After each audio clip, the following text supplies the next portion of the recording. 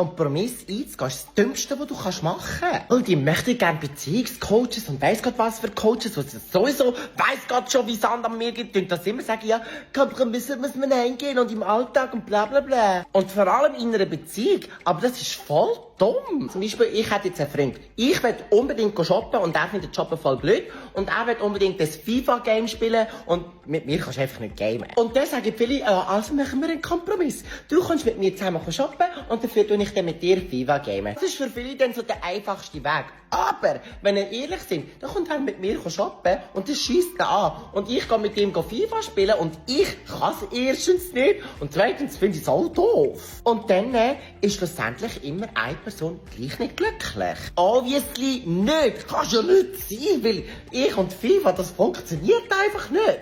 Also was wollen wir denn? Einen Kompromiss suchen, wenn nachher das Gegenüber ja gleich nicht glücklich ist, weil es einfach in dir Zieb sozusagen durchmachen. Ich sage schon, mal etwas dir Zieb ihm gegenüber zu machen. Unbedingt. Aber das ist keine Lösung. Und vor allem ist es auch keine Lösung, wenn es auf lange Zeit rausgeht. Und das ist schon das Wort.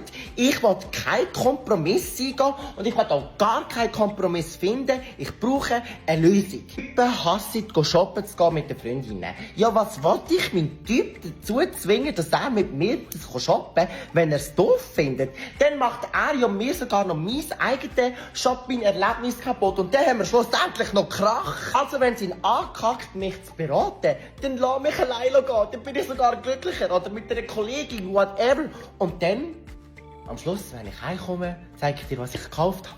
Und dann nimmst du dir 5 Minuten Zeit. Das ist doch ein Lösungsvoranschlag. Und nicht ein Kompromiss. Okay, ich komme für dich dort mit und komme dann für dich dort mit. Weil nachher fängt dann der Krach an. Wie wenn er dann bei mir dabei ist und sich unwohl fühlt beim Shoppen, was wahrscheinlich noch verstehen kann, dann fühlt er sich unwohl, dann zieht er eine Fresse, dann ist er nicht glücklich und dann wird ich hassig, weil er sich ja nicht zusammenreißt, oder? Das ist ein Teufelskreis.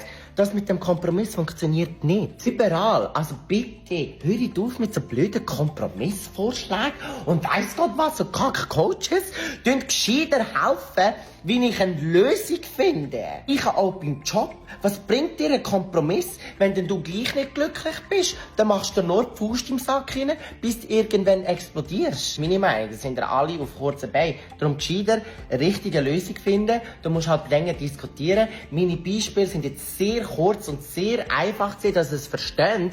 Aber bei richtigen Beziehungsproblemen bringt kein Kompromiss etwas auf längere Zeit raus. Ihr braucht eine richtige Lösung. Und dann mal schauen, ob ihr da wirklich einen guten Coach findet. Jetzt sind nämlich viele schon nicht mehr in the game.